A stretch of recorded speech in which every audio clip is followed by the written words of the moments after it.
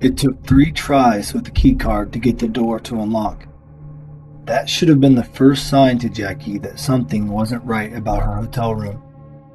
But at that moment, Jackie wasn't looking for omens or cosmic foreshadowing. She was running late already. She peered down at her wristwatch. The first game of the Ohio Women's High School Basketball State Championship Tournament was set to begin in 10 minutes. There was no way she'd be able to unpack her things and travel the 5 blocks to the arena in time for the game. Not wanting to miss the opening tip, Jackie tossed her small suitcase on the nearest queen-size bed and headed for the door. Gripping the handle, she paused and glanced back over her shoulder at the other unoccupied bed. She thought instantly of her father and frowned. This was the first time in 15 years he wouldn't be joining her for the tournament. Jackie's father was back home in hospice care. He'd been sick for a while, but now it was to the point where he couldn't travel. Jackie contemplated canceling her trip, but her father had insisted she go without him, promising to be there when she got back. Still, Jackie lingered at his bedside, hence the reason she was late getting to Columbus. Pushing her sadness down into her belly, Jackie shut the door and departed, expecting to see some thrilling games. However, no matter how compelling any of the basketball turned out to be, nothing that happened on that court would compare to what she would experience after. Jackie returned to her room hours later with a bag of Chinese takeout. As soon as she opened the door, she was hit with a blast of cold air, so much so that she could almost see her breath. Jackie paused. The air conditioner was running. It was early March in Ohio, still winter and still very cold. Too cold to have the air conditioner on, or at the very least, have it set to its lowest setting. Had housekeeping been in her room? Her bag was still where she left it, and it didn't appear that anything else had been moved. Though it was loud, perhaps the air conditioner had been on already and she hadn't noticed it when she dropped off her suitcase earlier. Either way, she crossed the room and turned the switch to the off position. The unit died with a dull whimper. Jackie ate what she could of her takeout, brushed her teeth, and then crawled into bed. After dozing to SportsCenter, Jackie shut off the TV with the remote, shrouding herself in complete darkness, the way she preferred to sleep. Jackie awoke what felt like only moments later, shivering. The comforter and bedsheets lay at her feet as if she kicked them off in her sleep. But it was the source of the unnatural cold that disquieted her. The air conditioner was on again, droning loudly at full blast. She turned on the lamp on the side of her bed. After her eyes adjusted to the light, her gaze went right to the AC unit. The switch was still in the off position, yet the AC was running, filling the room with ice-cold air. Maybe it's set to come on at a certain temperature, Jackie whispered to herself. She searched the walls of the room looking for a thermostat. She didn't see one, but there was a surefire way to keep the AC from freezing her out of her room. Jackie crossed the room again to the AC. This time she unplugged it from the wall. After pulling the bed covers up to where they should be, Jackie turned off the lamp and settled back in for bed. As she lay in the dark, however, her stomach stirred with unease. She peered over to where her father would have been sleeping had he been up to going. A pinch of grief mixed in with her uneasiness. She sure wished he was there. Though she was a grown woman, just his presence made her feel safe. Jackie sighed and rolled over, away from the other empty bed. Jackie hadn't been sleeping long when the room's TV clicked on, startling her awake. Rubbing her eyes with one hand, Jackie searched through her bed for the remote with the other, thinking she must have accidentally rolled on it in her sleep. Her blood went cold when she spotted it lying next to the lamp on the nightstand. Before she could reach it, the TV clicked off, casting her in shadow once again. But as it did, Jackie caught something out of the corner of her eye. She clutched her chest. In the dying glow of the TV, she thought she saw the faint silhouette of someone standing at the foot of her mattress. She smacked the switch on the lamp next to her bed and sat up, her hands clenched into fists as if to defend herself. She blinked once, twice, and with her heart pounding, waited, as if the apparition would reappear. It didn't. Still, Jackie's entire body quaked. A few moments passed as Jackie contemplated what to do. There were more games the next day, and the hotel had already charged her credit card. She should stay, she decided after some thought, but request a new room. That was the reasonable thing to do.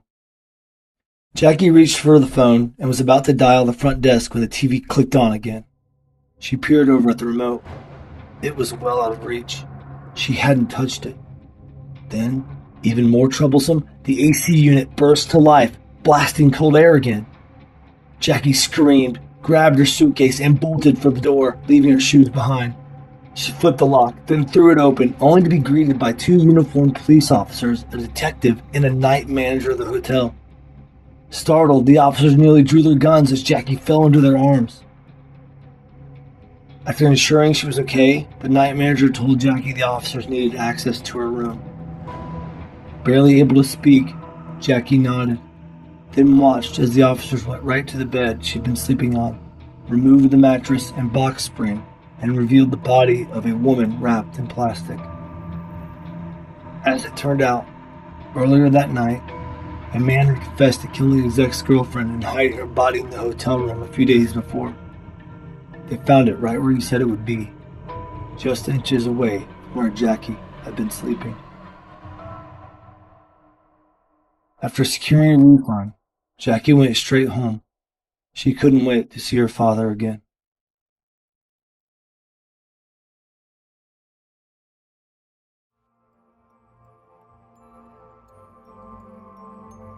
I never wanted to work in the coal mines. When I was young, I dreamed of leaving this small Appalachian town, heading west for a brighter future. But as the old miners like to say, you can try and leave, but you won't get far. The mountains have a way about them. They don't like to let people go. I considered that to be nonsense, but as the years passed by, I found it more and more credible. And to me, it felt like a death sentence. But for once, I wasn't thinking about that when I entered the mines for my normal night shift. Instead, I was thinking about the breakfast date I had the next morning. Her name was Jennifer. She was new in town. We met at the grocery store and were supposed to get coffee at the local diner after my shift. I was a pinner man, a roof bolt operator, and though I had a partner, it was hard and lonely work. Putting in the roof supports that would keep the fresh-cut tunnel from collapsing meant operating hot steel drills and other machinery while slinging around pins the length of a grown man. It was loud and exhausting, which didn't leave much room for small talk. And my partner for the night was a swing shift fill-in named Andre. We'd worked together once or twice before. Andre was a quiet fellow who worked hard, an adequate partner to say the least. But as Andre climbed in the man trip, I noticed him wince. "You okay?" I asked, nodding toward a bandage on the man's arm. "Fine," he replied, pulling the sleeve of his shirt down to conceal the wound. "Just cut myself is all." I grunted, then pushed the throttle on the man trip, beginning our descent. Moments later, the shuttle came to a stop at the mouth of the latest extension of the mine. We entered the tunnel, set up the drills, and soon went to work. But nearly an hour later, that work came to an abrupt halt when Andre froze suddenly. Holding a bundle of steel pins, Andre peered past me into the dark, his eyes narrowed on something. "You okay?" I said. "Behind you," he replied. I twisted around, the headlamp of my hard hat illuminating the space. I crinkled my brow in confusion. There was nothing there, just more of the empty tunnel. "What?" I said. "I don't see anything." Andre's steadfast gaze remained. I looked again. Nothing. "Is this a prank?" I said, "because I'm not in the mood for that." His lips began to tremble. It's his eyes," he whispered. "Behind you." Suddenly Andre dropped the bundle of pins. They clanged against the rock floor, the sound echoing through the tunnel. He reached for his wounded arm. "It smells the blood," he cried. "We have to go! We have to go!" "What the hell are you talking about?" I said, my anger rising in my throat. "There's nothing." Bam! Before I could say more, something struck me from the side, hurling me against the wall of the tunnel, causing my hard hat to spin off my scalp. Dazed and breathless, I fumbled in the dark until I found it. I could hear Andre crying out in pain. I placed the hard hat back on my head and turned in the direction of his cries. My eyes went wide. Beyond belief, Andre was pinned against one of the machine drills by an invisible force, his feet dangling several inches off the ground. Blood spattered from a gaping wound on his shoulder, revealing the faint outline of a wide mouth with long, sharp teeth tearing into its flesh. "Help!" he grimaced. "Help!" Unsure of what to do, I scrambled for something I could use as a weapon. I found a shovel leaning against the tunnel wall. Gripping it like it was a baseball bat, I swung it at the creature. It clanged off something that felt like stone, sending pain reverberating up my arms as the shovel rattled out of my grasp. A low, inhuman growl soon followed, and Andre fell to his knees, gasping for breath. Whatever this thing was, its attention was on me now. I backed away, my heart throbbing in my chest. Tripping on the bundle of rods Andre had dropped moments ago, I fell flat on my back. And seconds later, I could feel the creature's overwhelming presence looming over me, though my headlamp revealed nothing beyond its blood-stained teeth. In a last-ditch effort to save my life, I reached for one of the pins at my side. Just as the creature attacked, I angled the sharp end of the pin towards its mouth. The metal punctured something as the creature shrieked in pain and fell to view. I clambered to my feet and hurried to Andre's side. "Come on," I gestured. "We gotta get out of here." After helping him up, we sprinted out of the darkened portion of the tunnel toward the man trip. Andre climbed in first. "Do you see it?" I said. "No," Andre said, darting his gaze back and forth. "Not yet." "Good," I replied, "because I have a plan." I knew I couldn't let this thing escape, so before joining Andre on the man trip, I quickly turned on our 2 remaining drill machines and aimed them at the nearest support beams. It was a moment of desperate inspiration, and I won't lie to you and say I knew it would work. I just hoped it would. Fortunately, it did. With coal dust billowing into the air around us, the newest section of the mine collapsed shortly after we ascended to the surface. Me and Andre didn't speak for a good while that night once we made it out.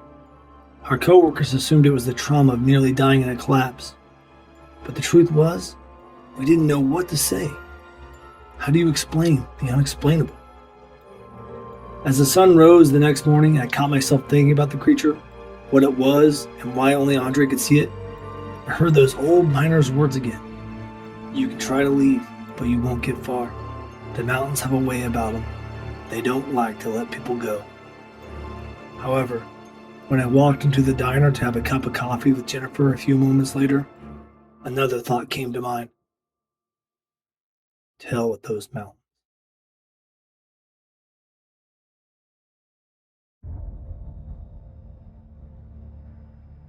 We didn't have much growing up. My dad worked in a factory and my mom was a custodian at our local high school. As the eldest of 4 children, my parents had one dream for me, to be the first one in my family to ever go to college. Through their support and my hard work, I graduated at the top of my class and earned a full academic scholarship to a school in Michigan that, for privacy reasons, I won't mention here. It wasn't long after I moved into the freshman dorms and met my roommate for the first time that the trouble began. Trevor had the opposite experience growing up that I did. He was from an affluent family and had pretty much coasted his way to college. He wasn't a jerk about it or anything, but I have to confess that at times I resented him for his upbringing. Trevor always had something to do, people to hang out with or a party to go to, and he always included me. Maybe he felt bad leaving me behind. I don't know. At first, I resisted so I could focus on my schoolwork. But I didn't want to be rude, and the parties were a lot of fun. Soon, however, I was living Trevor's lifestyle, but unlike him, unable to balance it all. It wasn't long before my grades suffered to the point I was in jeopardy of losing my scholarship. I didn't know how I'd face my parents if that happened. Approaching the end of the semester, it came down to a single term paper in a single class. And the professor, a notorious hard-ass, wasn't the most understanding guy. If I didn't have the paper on his desk by 5 p.m. the last Friday of the semester, I was doomed. Trevor had a solution. There's a website, he said, where former students upload copies of their past assignments. For a small fee, you could download the one you need, make a few changes, and be done in no time. He even offered to pay for it. I must admit, it was tempting. But I couldn't do it. It felt wrong, and knowing my luck, I'd get caught, and losing my scholarship would be the last of my worries. I politely refused his offer and got to work. After no sleep and hours of keeping my nose to the grindstone, I was nearly done. With the clock ticking towards 5 p.m., I hit print. But to my dismay, I got a printer error. Damn it, I thought. I rebooted the printer and tried again. No luck. With only 10 minutes to print my term paper and get across campus to my professor's office, I saved the document to a flash drive and sprinted down the hall to our dorm's computer lab. Fortunately, there was a computer free to use. I plugged in the flash drive, brought up the term paper, and hit print. Snatching the still warm paper off the printer, I ducked out the computer lab and made a mad dash across campus. Breathing so hard I thought I would pass out, I made it to my professor's office just as he was locking it up. "Wait!" I cried. Startled, my professor whipped himself around, clutching his chest. "Oh, it's only you. You nearly gave me a heart attack." "Yeah," I said, still catching my breath. "Sorry about that." He glanced down at his wristwatch and sighed. It's 5:03. What do you want now?" I have my paper?" "What do you mean?" he asked. "You gave it to my assistant a half hour ago." I beetled my eyebrows in confusion. Then it clicked. Trevor. He must have used that website behind my back, but I couldn't tell my professor that. I just wanted to make sure you got it," I continued. He shook his briefcase. "I have it right here, and I can't wait to read it." His sarcasm didn't go unnoticed, but I let it slide.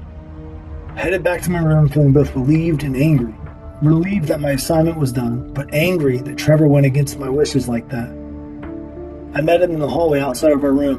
He was coming back from an exam. "You didn't have to do what you did," I said. "What are you talking about?" he replied. "The website," I whispered. "Dude, you said no, remember?" "Yeah, but you did it anyway," I said as we reached our doorway. "No, I didn't," Trevor protested as he pulled out his key for our door.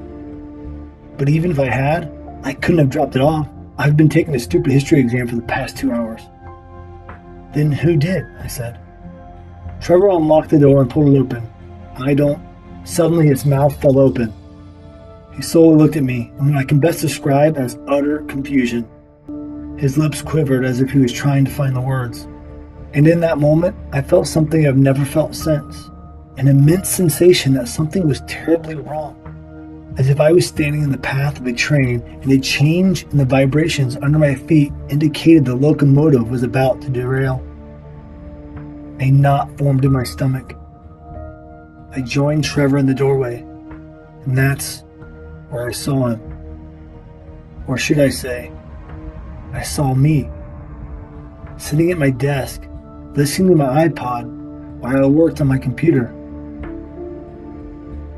Before I could utter a word, the other me peered up. We locked eyes briefly. He flashed bewilderment before something like pain crossed his face, and he vanished. The headphones he was wearing falling harmlessly into the now empty desk chair. Trevor nearly fainted, and I was left speechless. That was years ago now. Trevor and I still talk from time to time, and when we do, the doppelganger inevitably comes up. We both have our theories, but the biggest thing I wonder is if he knows he got a B+ on his term paper.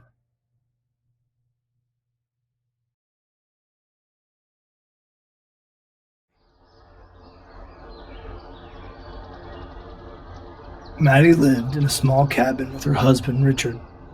They hadn't been married long, though they'd practically grown up together. The one thing they had in common, besides their obvious affection for one another, was their desire to get away from the town they were born and raised in. It wasn't the mountains, it was the fighting. Their two families had been locked in a generations-long feud over property rights. In the midst of it, somehow, these two had found each other. And like Romeo and Juliet, the two of them eloped before leaving for East Tennessee. But unlike Shakespeare's star-crossed lovers, Maddie hoped for a happy ending.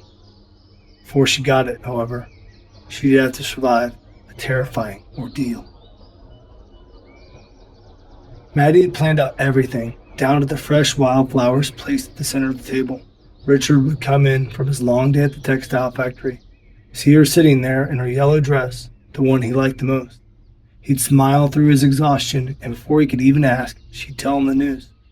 Maddie rubbed her belly, anticipating the moment. It would be perfect. If only she had something fancier than eggs and pancakes to celebrate with.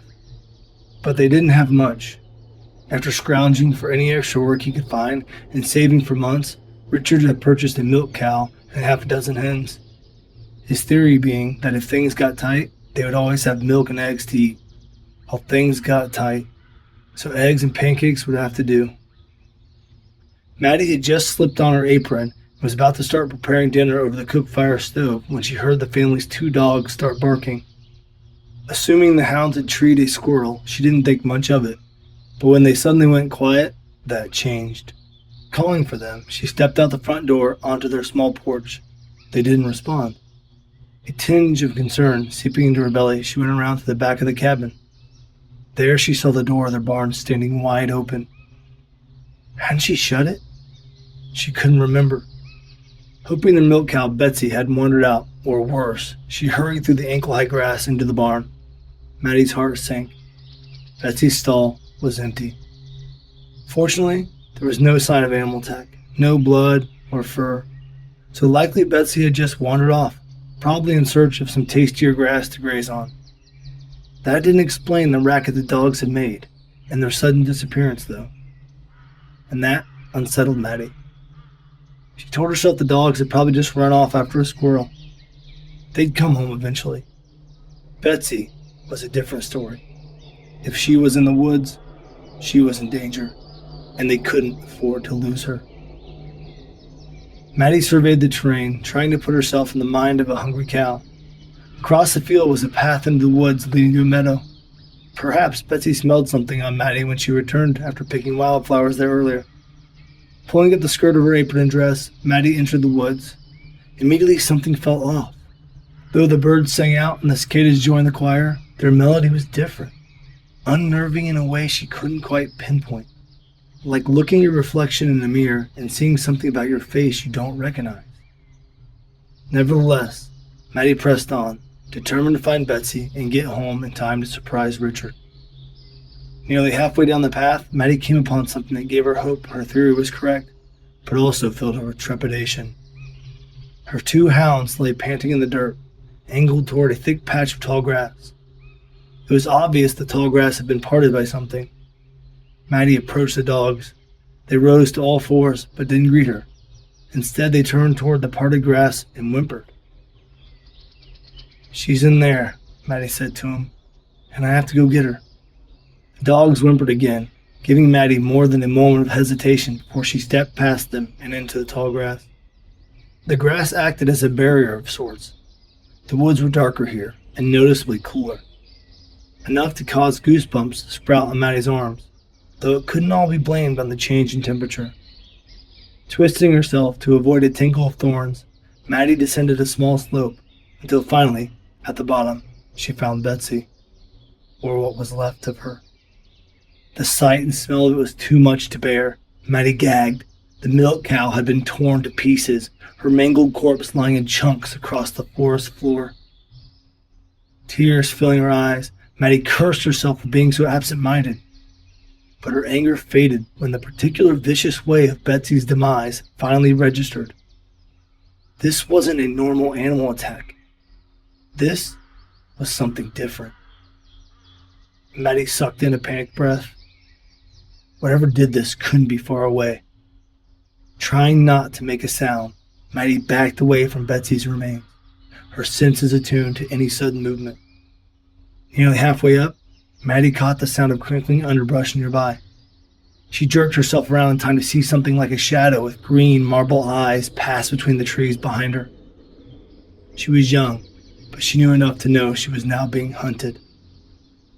Recalling a trick she learned from an old Cherokee woman, she untied her apron, the only article of clothing she had free with her, bundled it up, then threw it as high and as far as she could in the opposite direction.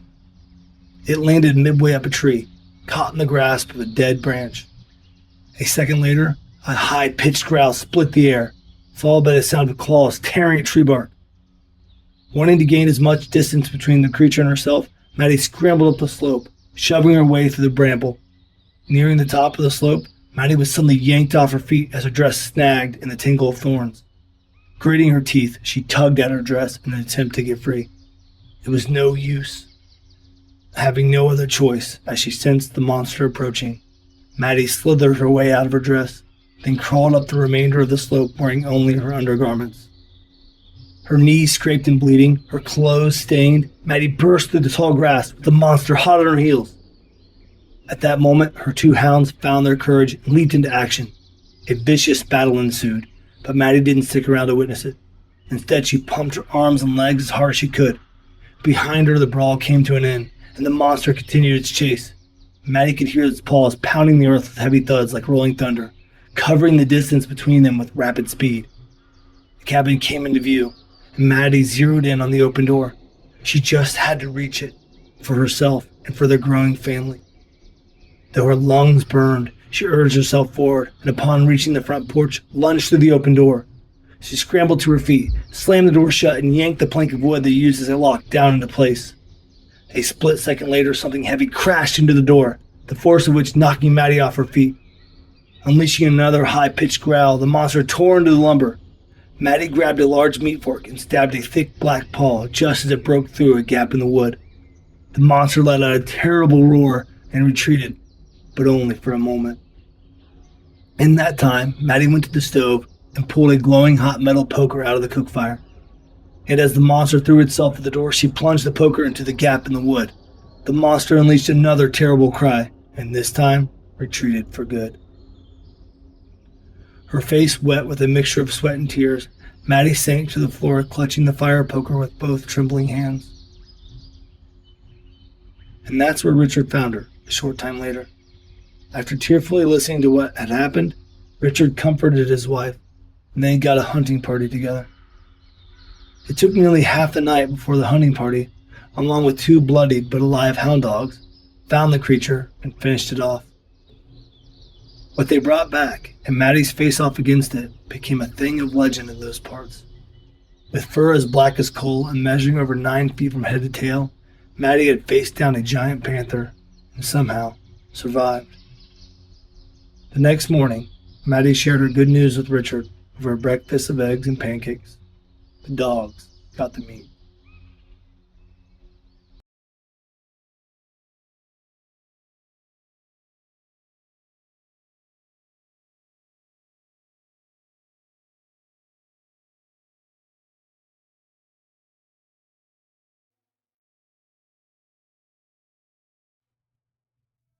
It felt like I was alone on a deserted island, but of course I wasn't. There were 8 other Boy Scouts with me and 3 adults. But when you're the only one awake on a literal island and you start hearing strange things in the dark, well, you get my point. I was only 11 and my troop was camping on an island in the Dale Hollow Reservoir on the Kentucky-Tennessee border. It was an annual weekend trip for the Scouts, but it was my first time, and I was super excited about it. The thought of camping on an island with water between me and the rest of civilization felt like an adventure. And my dad, who was stationed in Iraq at the time, had camped on that same island as a kid, which added to my excitement. It was like we'd be camping together, and the thought of that made me not miss him so much. At first, things were just as I imagined they would be. We laid out our sleeping bags, took a hike around the island, roasted hot dogs and s'mores over the fire, and listened to our scoutmaster tell stories. Most of them were funny, but there was a kind of scary one. He told us that when the Army Corps of Engineers were preparing to flood the land that would become the lake, they found 12 corpses buried in unmarked graves on a mountainside. He said there was no way to identify the bodies or who put them there, but the authorities believed they were connected to bootlegging or illegal alcohol during the Prohibition. I didn't even know what that meant at the time, and I didn't care to ask. I was more focused on the next part of the story. My scoutmaster then added a detail that shivered me to the bone. It was true that the authorities only found 12 bodies, but what they didn't report in the newspapers was that there were actually 13 graves, which means, he said, whoever buried the 12 bodies was still out there, and likely looking for someone to fill the 13th grave. Now, I must admit that's some Scooby-Doo logic. But that didn't stop it from infiltrating my imagination or change what I experienced later that night. After laying my flashlight next to the pillow, I crawled into my sleeping bag a few feet away from my friend Joey. It wasn't 5 minutes later and Joey was snoring. He could fall asleep anywhere and sleep through anything. I envied him in that regard. On that night, I was the complete opposite. My ears registered every sound from the water gently lapping against the docks to an owl hooting somewhere in the distance. Normally, I would have found it relaxing, but with the specter of the empty 13th grave looming over my 11-year-old mind, my nerves felt like frayed wire. I stared at the pinpricks of stars in the night sky for a long time, until my ears registered something more frightening than the night sounds. Their absence. Complete silence. Like the whole island was suddenly underwater.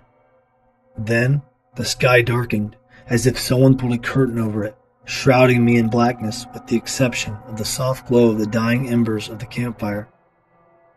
My flashlight lay inches from my face, but when I went to grab it, I was struck with the most terrifying sensation of all: utter helplessness. I couldn't move. I was completely paralyzed. Glued to the ground, panic washed over me. I wanted to scream. I tried to open my mouth. I imagined hands prying my jaws apart. Nothing worked. Then I heard it. The whistling. It echoed softly across the lake. It was a sing-song melody, nonchalant but unnerving in a way that made my chest heave. Water splashed nearby, followed by slow footsteps heading in my direction. The whistling grew louder, the footsteps heavier.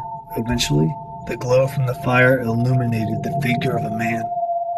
His details slowly came into focus. He was large, with a wrinkled face and thick beard under a pair of rounded glasses.